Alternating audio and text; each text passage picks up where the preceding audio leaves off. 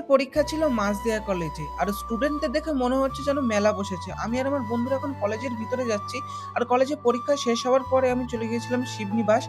তো ওখানে মেলা শুরু হয়ে গেছে। সেই মেলার ১ম দিনই আমরা চলে এসেছিলাম আমরা কিছু বন্ধু। আর মেলায় এখনো তেমন কোনো ভালো দোকানপাট বসেনি। এখন কেবল দোকানপাটের কাজগুলো চলছে। আর এই শিবনিবাসে যারা দোকান দিয়েছে তারা বহু দূর-দূরান্ত থেকে এসেছে। কেউ বর্ধমান, কেউ বাঁকুড়া এরকম বহু জায়গা থেকে এসেছে। তাদের মুখে আমরা শুনলাম। আর এনারা দেখো কত সুন্দর জিনিস তৈরি করছে। তোমরা মেলায় আসলে অবশ্যই এগুলো কিনো।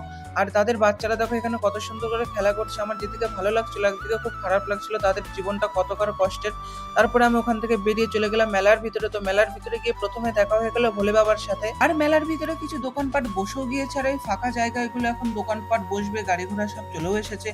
তারপরে আমি ওখান থেকে চলে গেলাম আরেকটা জায়গায়। তো যেখান দিয়ে যাচ্ছি সেখান দিয়ে চারিদিকে দেখাচ্ছি মহাদেবকে দেখতে পাচ্ছি। আর এই কত কিছু। তো মেলাটা অনেকটা বড় এরিয়া নিয়ে হচ্ছিল। তো মেলাটা ঘুরতে আমার খুব ভালো লাগছিল। আর মেলাটা পুরো ঘুরতে আমার প্রায় সন্ধ্যায় হয়ে গিয়েছিল। তো সন্ধ্যার দিকে আমি এখন বাড়ির দিকে বেরিয়ে যাবো, কারণ বাড়িতে যেতেও আমার অনেকটা সময় লাগবে। সবাইকে বলি তোমরা সবাই মিলে শিবনিবাসে আসো, অনেক কেনাকাটা করো, অনেক এনজয় করো। আর আমি এখন বাড়ির দিকে যাবো। তো চলো টাটা, রাধে রাধে, দেখা হবে নেক্সট ভিডিও বা ব্লগে।